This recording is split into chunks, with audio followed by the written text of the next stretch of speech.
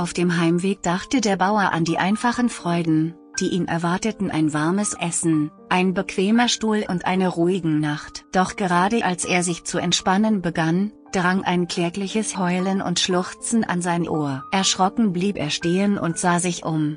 Trockenes, hohes Gras umgab ihn und versperrte ihm die Sicht. Mit gespitzten Ohren versuchte er, die Quelle der unheimlichen Geräusche ausfindig zu machen. Dann hörte er sie wieder, einen verzweifelten, herzzerreißenden Hilfeschrei. Ohne zu zögern, schlich sich der Bauer vorsichtig durch das dichte Gras und folgte den Schreien. Je tiefer er kam, desto tiefer sank sein Herz bei dem Anblick, der sich ihm bot. Ein Hund steckte in einer dicken, gnadenlosen Schlammschicht. Das arme Tier hatte offensichtlich versucht, sich zu befreien, war aber nur noch tiefer im Schlamm versunken. Seine Augen blickten voller Trauer und Verzweiflung, sein Fell war mit Schlamm verfilzt. Als er die Schritte des sich nähernden Mannes hörte, wurden seine Ohren hellhörig, und in seinen Augen blitzte ein Hoffnungsschimmer auf. Doch der Boden war dickisch. Der Bauer konnte es nicht riskieren, selbst in den Schlamm zu treten. Er könnte mit dem Hund stecken bleiben, aber er konnte das hilflose Tier auch nicht seinem Schicksal überlassen. Geistesgegenwärtig suchte er seine Umgebung nach etwas ab,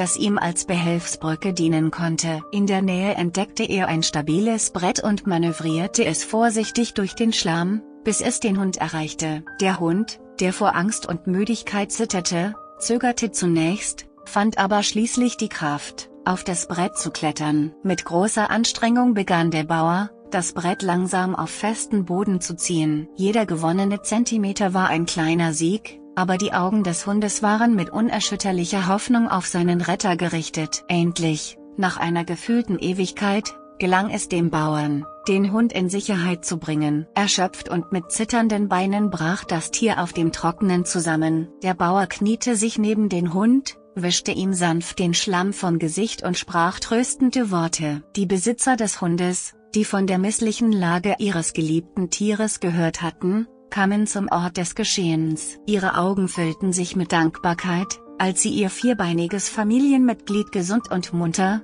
frisch gebadet und ausgeruht sahen.